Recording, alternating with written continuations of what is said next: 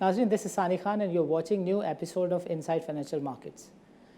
Everybody is talking about Roshan digital account, and we have just seen that Finance Ministry has released a note stating that the foreign reserve position has recently improved, and as a result they have decided to launch Euro and Sukuk bonds in January, February next year. To discuss what Roshan digital account is, what's the process, what type of transactions can be conducted through this Roshan digital account, and what are the basic features and functions of this account, we have got with us Mr. Sharjeel Shahid, who's the Group Executive Head of the Digital Banking of the UBL. Mr. Sharjeel Shahid, welcome to the show and Assalamu alaikum. Wa alaikum assalam. Thank you very much. My pleasure. Sharjeel साहब, ये बताइएगा कि ये account है क्या और इसका बुनियादी मकसद असल में क्या है। बहुत सारे लोग कह रहे हैं कि गवर्नमेंट ने ये थोड़ा सा हेस्ट में काम किया है, जबकि हमारे सोर्सेज बता दिए कि काफ़ी सारी डेलिब्रेशंस हुई थी, बैंक से भी कंसल्टेशंस हुई थी, और ख़ास तौर पे जो डिप्टी गवर्नर साहिबा हैं, she did a lot of efforts in this record in terms of consultation. So एक थोड़ा सा ओवरव्यू बता दें कि ये चीज़ क्या है, और इसके बनाने से पहले, लॉन्च करने से पहले गवर्नमेंट ने जो कंसल्टेशंस की थी उसके बारे में भी थोड़ा सा नाज़रीन को बताइएगा। जी बिल्कुल जी। First of all thank you for this opportunity जी। ये जो रोशन डिजिटल का इनिशिएटिव है, पहले तो ये मैं बताना चाहूँगा कि ओवरसीज पाकिस्तानीज की बहुत सालों से ये डिमांड थी और एक्सपेक्टेशन भी थी कि उनके लिए आसानी पैदा की जाए कि पाकिस्तान में अगर वो पैसा ना सिर्फ भिजवाना चाहें बल्कि उस पैसे का इस्तेमाल के बाद उस पैसे की वापसी उन्हीं कंट्रीज में जहाँ पे वो ओवरसीज पाकिस्तानी की रिहाइश है, ये इसको आसान बनाया जाए। ये बहुत ही कम्बरसम प्रोसेस हुआ करता था, और मैं खुद क्योंकि एक नॉन रेजिडेंट पाकिस्तानी पास्ट में रह चुका हूँ तो मुझे अंदाजा है कि वो किस तकलीफ से वहाँ पाकिस्तानी गुजरते हैं। सो पहली दफा ये एक इनिशिएटिव स्टेट बैंक की तरफ से लिया गया, और इस इनिशिएटिव की लॉन्च से पहले कई महीनों की काविशें थी जिसमें स्टेट बैंक ऑफ पाकिस्तान और जो 7-8 नॉमिनेटेड बैंक्स हैं उनके दरमियान कई महीनों तक ये डेलिब्रेशंस होती रही कि किस तरीके से ना सिर्फ इसको अट्रैक्टिव बनाया जाए बल्कि जो प्रोसेस है, जो डिजिटल एंड टू एंड एक कस्टमर जर्नी हम उसे कहते हैं, कि जो कस्टमर का एक्सपीरियंस जो पाकिस्तान से बाहर बैठा हुआ है और जो पाकिस्तानी यूज टू है ग्लोबल बेस्ट प्रैक्टिसेस और जो मल्टीनेशनल बैंक्स हैं उनके एक्सपीरियंसेस का यूज टू हो चुका है, तो वो एक्सपीरियंसेस हम कैसे डिलीवर करें उन पाकिस्तानीज को। सो ये जब लॉन्च हुआ, ये सितंबर में ऑफिशियली रोशन डिजिटल अकाउंट जब लॉन्च होता है, ये वो पिछले कोई 6 से 7 महीनों की कोशिशें हैं जो कल्मिनेट हुई सितंबर की इस ऑफिशियल लॉन्च में। सो ये बिल्कुल जो बात है कि ये बहुत हेस्टी डिसीजन था, ऐसा कुछ भी नहीं है। वेरी थॉट थ्रू, और इसके पीछे बहुत महीनों की कोशिशें बहुत सी ऑर्गेनाइजेशंस की गई हुई हैं जिन्होंने गवर्नमेंट के साथ कंसल्ट भी किया और स्टेट बैंक को एडवाइस भी किया, और कई आइटरेशंस के बाद ये रेगुलेटरी फ्रेमवर्क जो सितंबर में फाइनली जो रोल आउट हुआ, ये इसके कई मल्टीपल आइटरेशंस थी जिसके बाद जाके ये फाइनलाइज हुआ। और मैं समझता हूँ कि आखिर में जो आउटकम था इसका, वो इस सूरत में निकला कि ना सिर्फ इस डिजिटल कस्टमर ऑनबोर्डिंग जर्नी जिसे हम कहते हैं, कि ना सिर्फ वो स्ट्रीमलाइन हो पाई ओवरसीज पाकिस्तानीज के लिए, बल्कि उसके थ्रू आप देखें कि जो रिटर्न्स ऑफर गवर्नमेंट कर रही है both on USD and in PKR, वो रिटर्न्स अनप्रेसिडेंटेड है, यानी up to 7% on USD and up to 11% on PKR Naya Pakistan certificate के थ्रू, आई थिंक। और उसके बाद ये फैसिलिटी कि जब चाहे वो पाकिस्तानी वो पैसे वापस मंगवा सकते हैं विदाउट एनी रिस्ट्रिक्शन और कंडीशंस। तो आई थिंक ये it's the first of its kind एक unique proposition. What type of response have you seen in the initial days of the launch? Phenomenal response जी, फिनोमिनल। तो मैं आपको बता सकता हूँ कि इंडस्ट्री वाइड तो खैर नंबर्स जब स्टेट बैंक ऑफिशियली पब्लिश करेगा, लेकिन इन केस ऑफ यूबीएल हमारे पास शुरू के 3 हफ्तों में कोई तकरीबन 4.5 लाख का हमने ट्रैफिक विटनेस किया हमारी वेबसाइट के ऊपर। तो तकरीबन 4.5 लाख लोगों ने विजिट किया। इसमें से जेन्युइन जो एप्लीकेशंस जो लोगों ने जो अप्लाई किया वो तकरीबन 15 से 20 हज़ार के दरमियान है कि जिन्होंने वाकई इंटरेस्ट शो किया और उन्होंने अकाउंट ओपनिंग का प्रोसेस इनिशिएट किया। सो ये सिर्फ 3 हफ्ते के अंदर मैं ये समझता हूँ कि ये फिनोमिनल रिस्पॉन्स रहा। और अब क्योंकि ये अभी भी 1 महीना पूरा कंप्लीट अब जाके हुआ है और आइंदा आने वाले हफ्तों और महीनों के अंदर मेरे ख्याल में ये पेस और ज्यादा पिक करेगा। जब मार्केटिंग कैंपेन्स भी अब बैंक्स जो हैं वो और एग्रेसिवली कर रहे हैं, अवेयरनेस काफी क्रिएट हो रही है। सो हम ये एक्सपेक्ट कर रहे हैं कि ये मल्टीप्लाई एक ये चीज होगी इन टर्म्स ऑफ इंटरेस्ट। मैं आपको यकीन दिला सकता हूँ कि government is more than serious on this. There are number of think tanks who have been asked and requested by the government कि ये एक जेन्युइन अपॉर्चुनिटी है, ये एक अच्छी चीज़ है पाकिस्तान के लिए, इसको आप जितना प्रमोट कर सकते हैं करें। Which is why we contacted your CEO and we are grateful to him that he has extended and created an opportunity कि सही इन्फॉर्मेशन लोगों तक जा सके। Can you share this piece of bit information के जो अकाउंट एक्चुअली खुल गए हैं उसमें रेमिटेंसेस भी अभी आना शुरू हो गई हैं या उसमें अभी कुछ वक्त है? नहीं जी, बहुत कॉन्फिडेंस, बल्कि ये देख के हमें बड़ी खुशी हुई कि ओवरसीज पाकिस्तानी इसका कॉन्फिडेंस जो है पाकिस्तान की इकोनॉमी पे और पाकिस्तान के बैंकिंग सिस्टम पे वो इस चीज से जो है इस चीज से साबित हो रहा है। क्योंकि अकाउंट जो है, जैसे आपको प्रोसेस का अगर मैं थोड़ा सा बताऊं कि कोई भी पाकिस्तानी कंप्लीटली डिजिटल तरीके से 48 घंटे के अंदर अंदर उसका अकाउंट खुल जाता है। अगर तो वो इंफॉर्मेशन एक्यूरेट है और इंफॉर्मेशन पूरी प्रोवाइड कस्टमर कर रहा है तो 48 घंटे के अंदर उसका अकाउंट खुल जाता है ऑटोमेटिकली। उसके बाद वो रेमिटेंस कर सकता है और रेमिटेंस जो है अगले 24 घंटे में वो रेमिटेंस भी उसके अकाउंट में पहुंच जाती है। सो हम इन 3 हफ्तों के अंदर भी जो जिस तरह की रेमिटेंसेस जो हमने देखी हैं UAE से, स्पेशली UK से, वो मेरे ख्याल में आने वाले हफ्तों में सिर्फ वो उसमें इजाफा ही होगा। लेकिन वी वर प्लेजेंटली सरप्राइज जो हमें शुरू के चंद हफ्तों में जो रिस्पॉन्स मिला। तो किसी हद तक हम ये कह सकते हैं कि डॉलर की कदर में जो कमी हो रही है उसमें इसका भी एक असर हो सकता है। बिल्कुल जी, क्योंकि फॉरेन रिजर्व्स के अंदर ये बहुत बड़ा रोल प्ले करेगा आगे जाके भी। और जो गवर्नमेंट का और स्टेट बैंक का एम्बिशन था, मेरे ख्याल में आगाज बहुत अच्छा हुआ है, रिस्पांस बहुत अच्छा दिया ओवरसीज पाकिस्तानीज ने। बट ये सिर्फ शुरुआत है, अभी सिर्फ शुरुआत है। अभी तो देखें, और जब इन्वेस्टमेंट एवेन्यूज ये खोलते चले जाएंगे हम स्टेट बैंक के साथ मिलके, जिसके अंदर रियल एस्टेट का सेक्टर एक बहुत बड़ा सेक्टर है, जब वो सेक्टर अभी हम खोलने जा रहे हैं, तो अभी स्टॉक मार्केट है, नया पाकिस्तान सर्टिफिकेट के एवेन्यूज हैं, तो मेरे ख्याल में जब ये एवेन्यूज और मिलते चले जाएंगे ओवरसीज पाकिस्तानीज को, तो there is no reason why these remittances and ये contribution to the foreign reserves ये नहीं मिलेगा। और सुपर।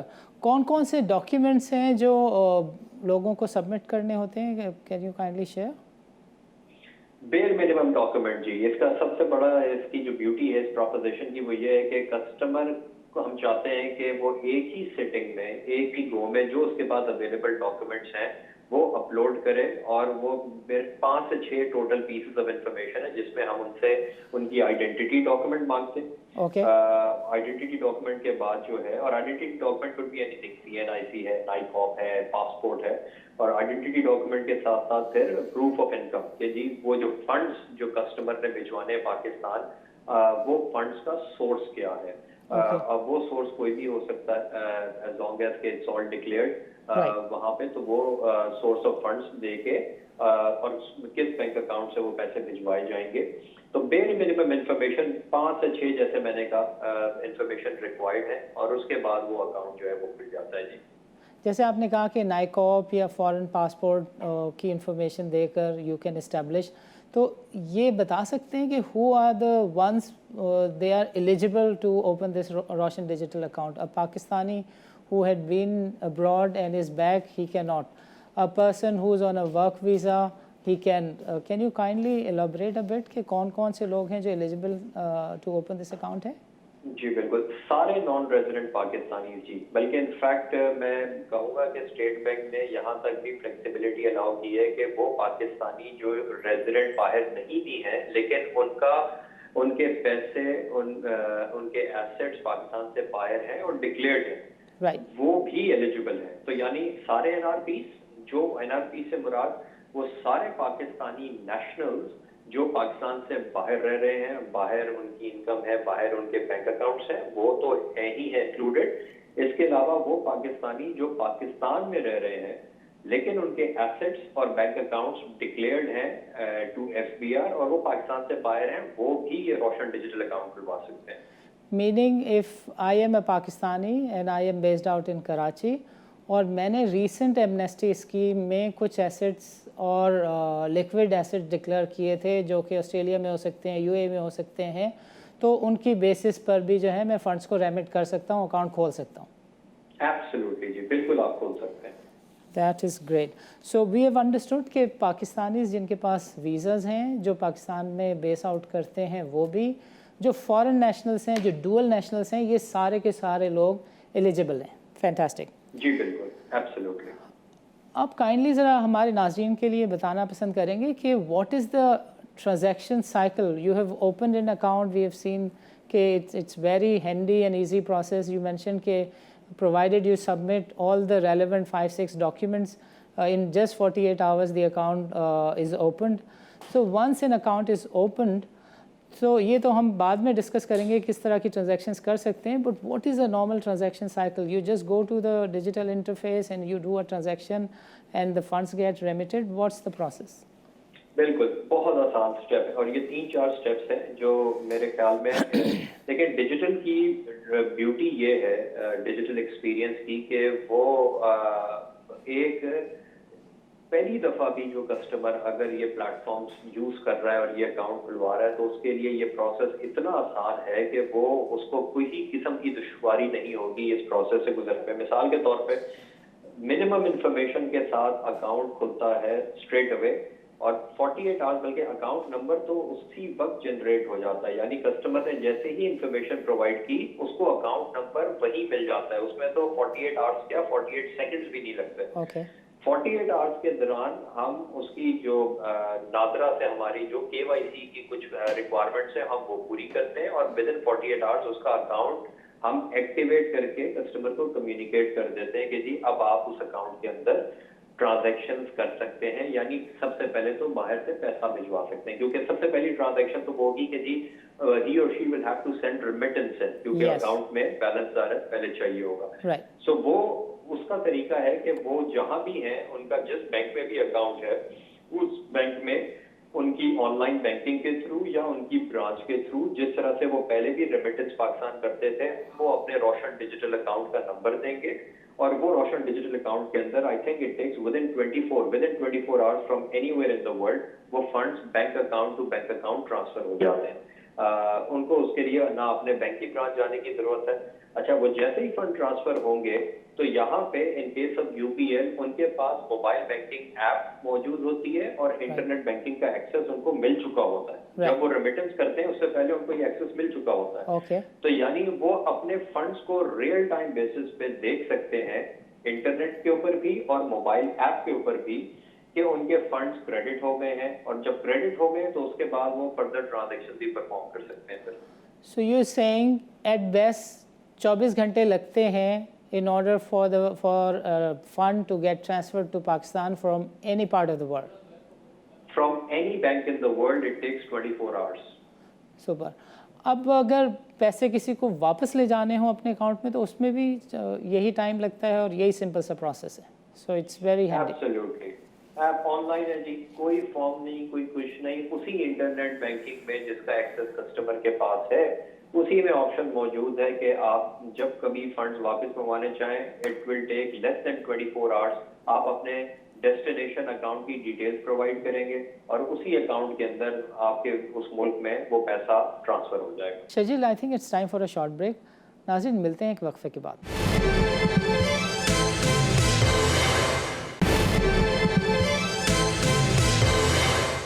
वेलकम बैक नाज़रीन। शर्जील साहब, मुझे ये बताएंगे हमारे नाज़रीन को कि जो पैसे ट्रांसफ़र किए जाते हैं उसकी क्लीनलीनेस, उसकी इंटेग्रिटी, कंसिस्टेंसी को देखने का कोई प्रोसेस है, या one can just transfer any amount and do any transaction?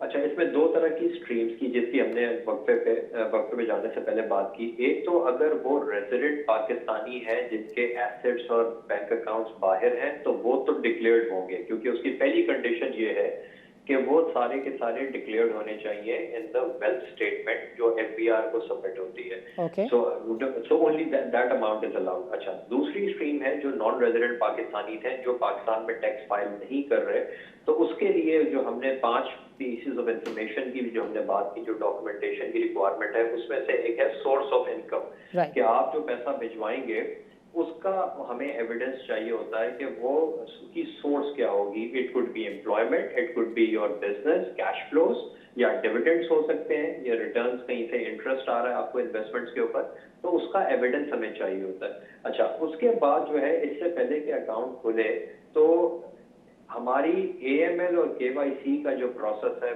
बहुत स्ट्रिंजेंट, जो रियल टाइम हो रहा होता है, जिसके अंदर हमारी सैंक्शन स्क्रीनिंग भी होती है, AML के सारे चेक्स परफॉर्म होते हैं जिसमें, और उसके बाद जाके वो अकाउंट एक्टिवेट होता है। तो जो 48 आवर्स का जो बीच में टाइम हमें दरकार होता है, उसका प्रिसाइसली उसका रीजन ही ये होता है कि उस 48 आवर्स के अंदर ये सारे चेक्स परफॉर्म बैंक कर रहा होता है इन ऑर्डर टू इंश्योर के ना सिर्फ के कस्टमर जेन्युइन है, बल्कि कस्टमर जो अमाउंट रिमिट करेगा अपने अकाउंट के अंदर, वो सोर्स और वो फंड जो है वो भी लेजिटिमेट है और वो भी ऑथेंटिक सोर्सेज से आ रहे हैं। और इसीलिए बैंक टू बैंक सबसे ज्यादा स्मूथ प्रोसेस जी हमारे कस्टमर्स का वो होता है कि जहाँ पे उनका ऑलरेडी बैंक अकाउंट है बाहर और वो फंड्स बैंक में पड़े हुए हैं, तो बैंक टू बैंक ट्रांसफर तो आजकल it's the most efficient, most safe and least cumbersome process.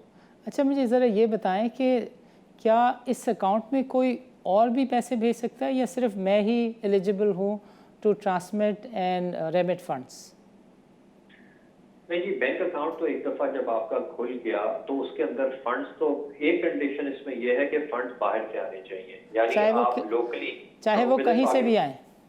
जी बिल्कुल, वो फंड जो है वो कोई थर्ड पार्टी भी डिपॉजिट कर सकती है, लेकिन बैंकिंग चैनल से। तो कंडीशन ये है कि बैंक अकाउंट, तो जब बैंक अकाउंट से वो फंड्स आएंगे तो ऑब्वियसली वो स्क्रीन होके आते हैं, वो उनकी KYC जो हमारी कस्टमर्स की होती है वो परफॉर्म हो चुकी होती है। तो कंडीशन इसके अंदर ये है कि फंड जो है वो लोकली नहीं डिपॉजिट हो सकते। अच्छा, so we have this I think covered already कि सैलरी, बिजनेस इनकम, प्रॉपर्टी की सेल्स प्रोसीड, इन सब के अगेंस्ट जो है वो पैसे रिमिट हो सकते हैं। And one good thing which was not as per my understanding कि पैसे कोई और भी, आपने अगर प्रॉपर्टी डिस्पोज ऑफ की है जो कि आपने एमनेस्टी स्कीम में डिक्लेयर की थी प्रॉपर्टी, और UAE में या ऑस्ट्रेलिया में या कहीं और आपने प्रॉपर्टी डिस्पोज ऑफ की है, तो आपकी जो काउंटर पार्टी है वो डायरेक्ट इस अकाउंट में भी पैसे ट्रांसफ़र कर सकती है। इसमें कोई इशू नहीं। Fantastic, that's great. अब जब वापसी की बात है तो हाउ वुड यू डिटरमिन कि जो पैसे आए थे उससे ज़्यादा नहीं जा रहे हैं, या उसके साथ प्रिंसिपल प्लस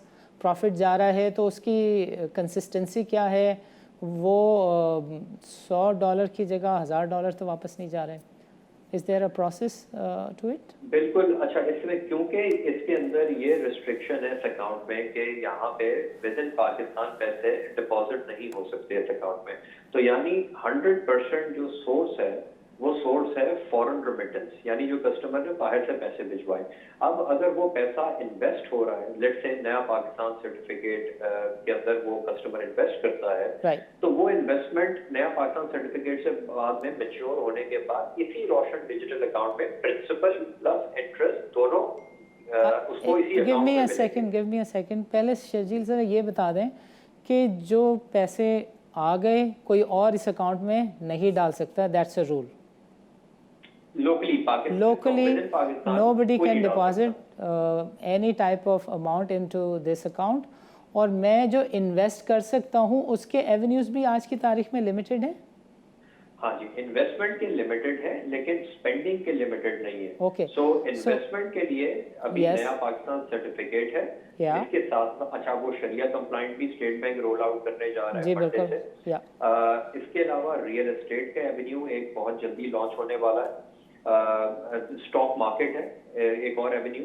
Right. तो ये एवेन्यूज जो हैं वो अवेलेबल हैं अभी। इसके अलावा स्पेंड के ऊपर कोई रिस्ट्रिक्शन नहीं है, यानी स्पेंड अगर मिसाल के तौर पे अगर यहाँ पे बिल पेमेंट के लिए या किसी और थर्ड पार्टी को पेमेंट के लिए वो अकाउंट इस्तेमाल होता है, इसीलिए हम डेबिट कार्ड्स भी इशू करते हैं कस्टमर्स को इस अकाउंट के ऊपर, चेक बुक भी इशू करते हैं। सो अगर कस्टमर चाहे पेमेंट्स करना लोकली पाकिस्तान में तो वो बिल्कुल की जा सकती है। सिर्फ रिस्ट्रिक्शन एक है और वो रिस्ट्रिक्शन ये है कि from with in Pakistan fund इसके अकाउंट में इसमें डिपॉजिट नहीं हो सकते। और जब वो डिपॉजिट नहीं हो सकते तो ये जो आपका सवाल था, तो ये बहुत इजी होता है कि उस कस्टमर के जितने भी उसमें फंड्स पड़े हुए हैं, चाहे वो प्रिंसिपल इंटरेस्ट है की फॉर्म में है या अदरवाइज, वो पैसा पूरे के पूरा वो रिपैट्रिएट कर सकता है। Which is super, which is great. ये नहीं हो सकता कि $1,00,000 जो हैं वो आपने किसी को दिया चेक और आपने कहा ये बिजनेस में इन्वेस्ट हो गया था, अब ये 2 लाख हो गए, तो ये $2 लाख तो उसमें जा ही नहीं सकेंगे वापस। Is this what was? Absolutely.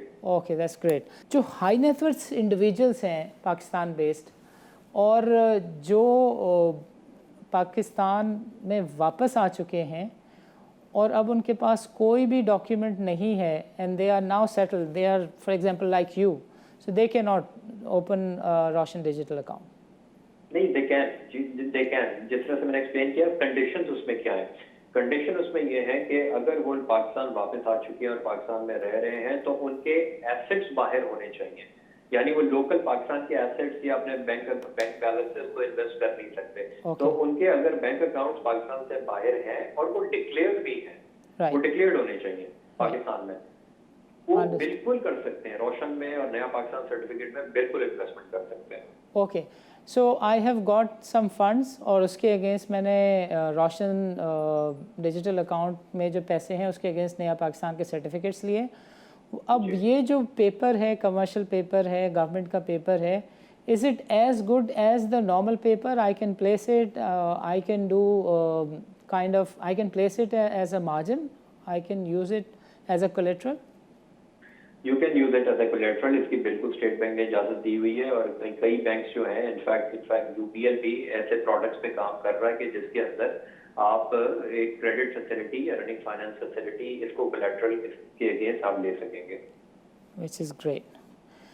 अच्छा, जो आईपीएस अकाउंट है उससे तो ये लिंक हो सकता है या नहीं हो सकता? आईपीएस अकाउंट, ये देखें, सीडीसी का की एक स्ट्रीम है।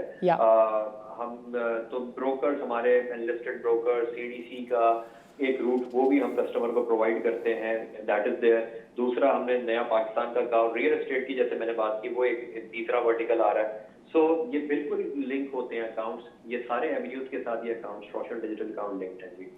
रियल एस्टेट के बारे में थोड़ा सा बताएंगे कि आर वी सेइंग कि इसमें जो अमाउंट मौजूद होगा उसके अगेंस्ट प्रॉपर्टी ख़रीदी जा सकेगी और वो भी फिर उसी तरीके से जिस तरीके से नया पाकिस्तान के सर्टिफिकेट से पता चलता है कि इतनी आपकी वर्थ है इस अकाउंट की, इतनी लिमिट है, तो वो इसको असर्टन करने में हेल्प करेगी? Is it so?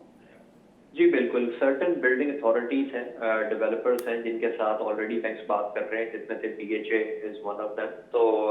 तो उसके अंदर जो है आइडिया ये है कि ओवरसीज पाकिस्तानीज के लिए एक ये कॉन्डुइट क्रिएट किया जाए, एक ये ब्रिज बनाया जाए कि वो बाहर बैठ के आसानी से रियल एस्टेट के अंदर पाकिस्तान में इन्वेस्ट कर सके और उसी तरह से अगर उसकी कोई सेल प्रोसीड्स हैं तो वो वापस भी पैसा ले जा सके।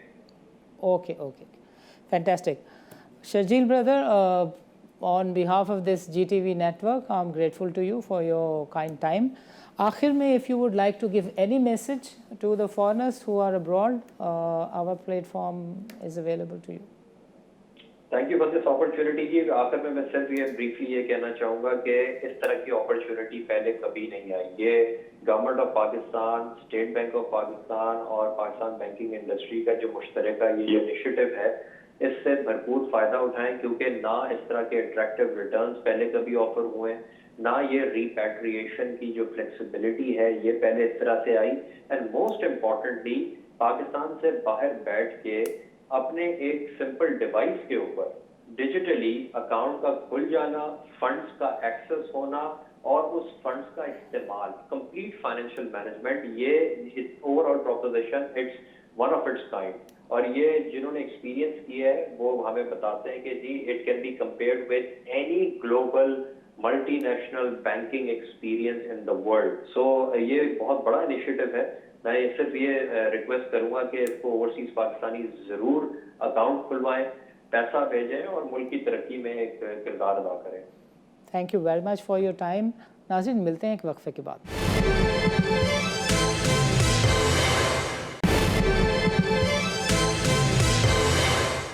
वेलकम बैक नाज़रीन।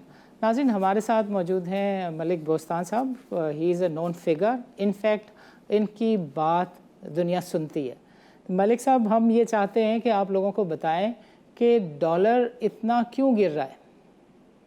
तो अच्छी बात है, करेगा पाकिस्तानी रुपया मजबूत होगा, बड़ी बहुत खुशी की बात है। तो इसमें डॉलर जो है गिरने की बुनियादी वजह ये, एक तो ये पाकिस्तानी रुपया बहुत ज्यादा अंडर वैल्यू हो चुका था, इसलिए जरूर गिराने की जरूरत नहीं जितना गिराया गया है। और दूसरी वजह हुकूमत के इकदाम है जो कि रोशन डिजिटल ओवरसीज पाकिस्तानी अकाउंट जो बनाया गया, ऑनलाइन अकाउंट, आप जितनी ओवरसीज पाकिस्तानी है वो ऑनलाइन अपना अकाउंट खुला सकते हैं 2 दिन के अंदर अंदर। जी। और उन्हें सबसे बड़ी सहूलत ये दी गई है जो पाकिस्तान की तारीख में पहली दफा दी गई है कि कोई भी अगर रोशन डिजिटल पाकिस्तान के जरिए अपना पैसा डॉलर या कोई भी फॉरेन करेंसी पाकिस्तान भेजेगा तो वो जब चाहे बगैर किसी अप्रूवल के वापस भी ले जा सकते हैं, उस पर कोई पाबंदी नहीं है। और इस पैसे से वो स्टॉक में, प्रॉपर्टी में, सिक्योरिटी बॉन्ड में, अपने जितनी भी उसके रोजमर्रा के काम है, यूटिलिटी के बिल पे कर सकता है। और अगर वो उसको डॉलर की जरूरत है अपने अकाउंट में जमा कराए, वापस ले जाना चाहता है, वापस भी ले जा सकता है, उसको कोई पाबंदी नहीं। अगर मार्केट में सेल करेगा तो मार्केट से खरीदेगा, अगर उसने इंटर बैंक में सेल किया तो इंटर बैंक से भी खरीदने की उसको सहूलत है।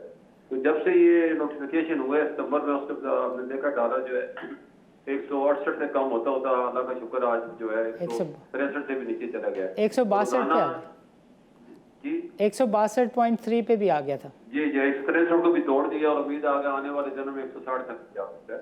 तो ये बड़ी अच्छी खुशखबरी है पाकिस्तान के लिए, पाकिस्तान की जो भी मुहब्बत पाकिस्तानी है उससे खुश हो रहा है।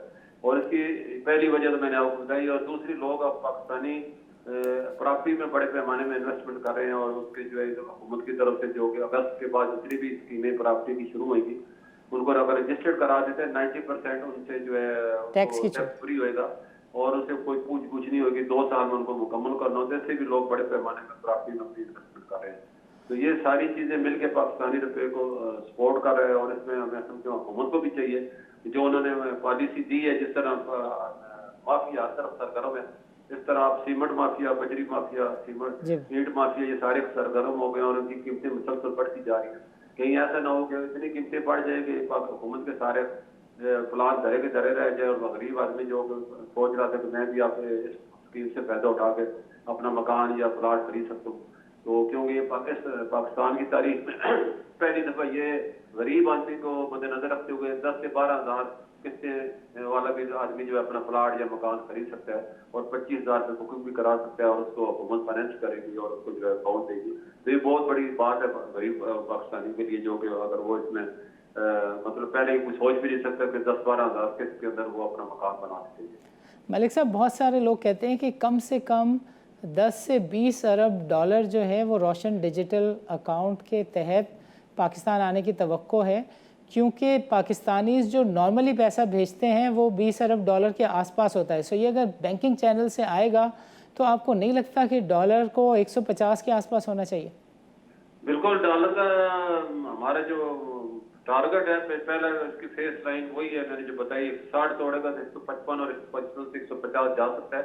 क्योंकि रोशन डिजिटल सबसे जो हमारी बैंकर से भी बात होती रहती है तो वो कह रहे हैं हमें सबसे जो बड़ी प्रॉब्लम पेश आ रही है इस वक्त, वरना अभी तक अभी भी 100 से 200 मिलियन से 300 मिलियन तक जो है पाकिस्तानी रुपये रोशन डिजिटल से आ रहे हैं हमसे कम, लेकिन उनको अपग्रेड करना नहीं आता। तो उन लोगों को मोटिवेट करने की जरूरत है। तो हमने उन्हें बताया कि आप बिल्कुल में कुछ ऐसा स्पेशल लोग हायर करें जो लोगों को सिखाएं और अपना अकाउंट खोलने का उन्हें जो तरीकाकार बताएं ताकि ज्यादा से ज्यादा पाकिस्तानी इससे फायदा उठा सकें। मलिक साहब, बहुत सारे लोग ये भी डिमांड कर रहे हैं कि जो कंस्ट्रक्शन पैकेज की तारीख की डेडलाइन, इसकी जो डेडलाइन है 31 दिसंबर से, इसको बढ़ाना चाहिए। आपको लगता है कि गवर्नमेंट को ये इस तरह का फैसला करना चाहिए?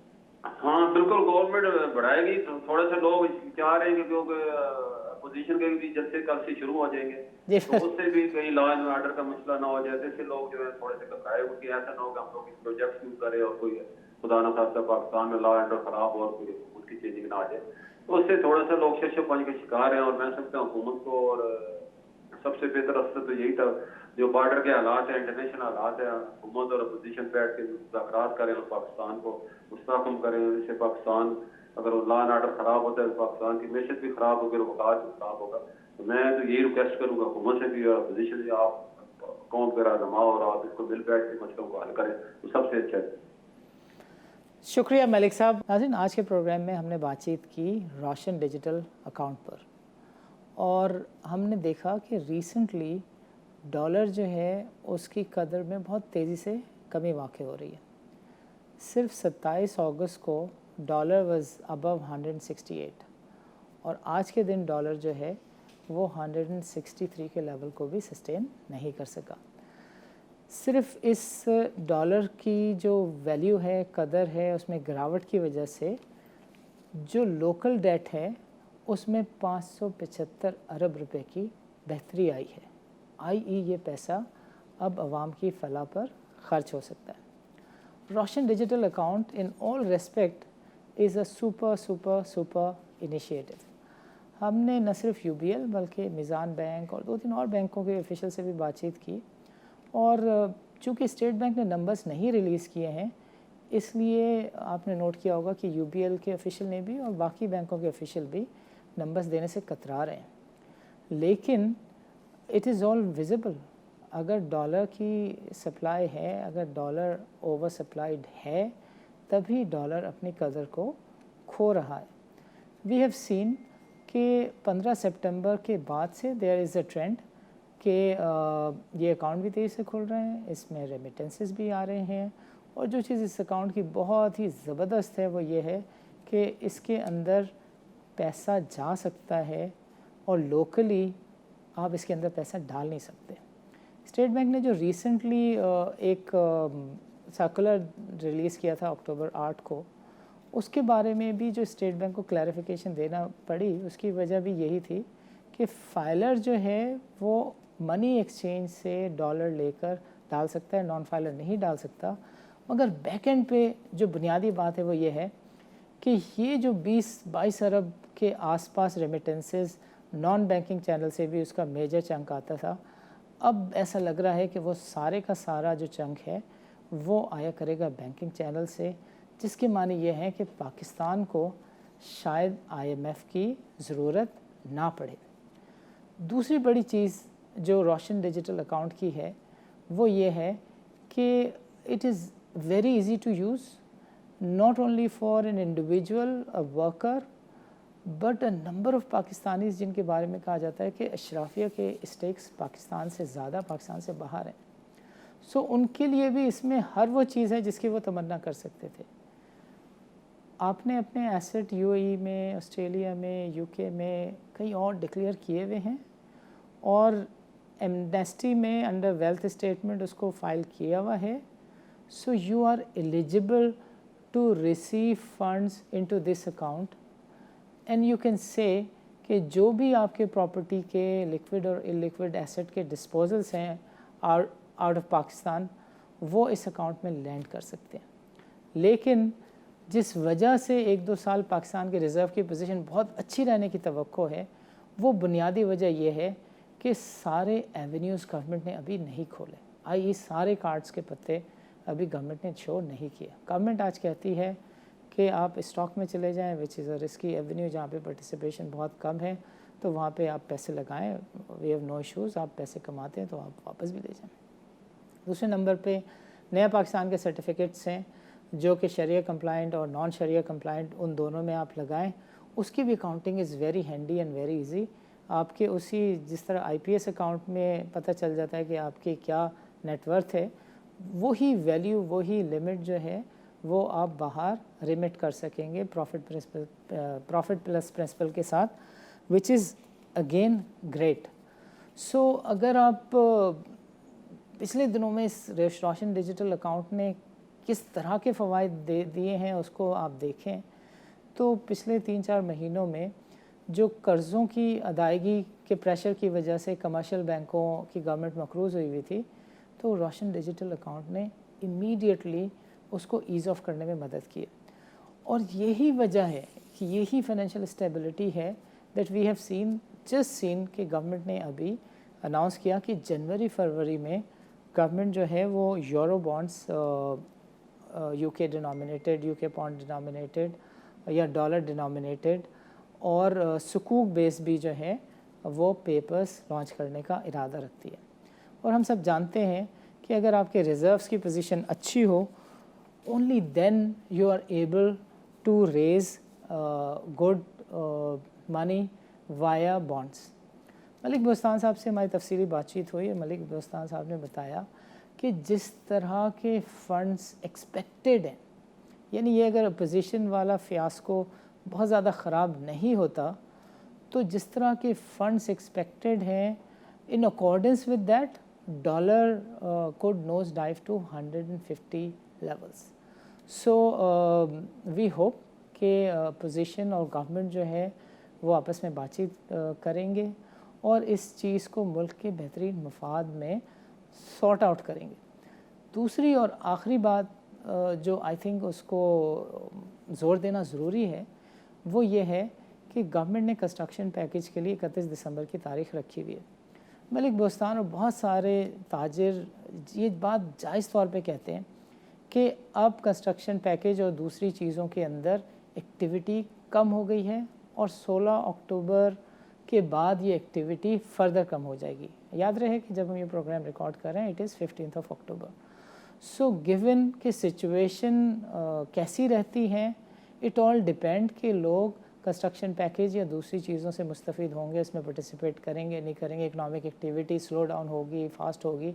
इट ऑल डिपेंड्स कि गवर्नमेंट और अपोजिशन की चपकलिश जो है वो किस तरफ जाती है।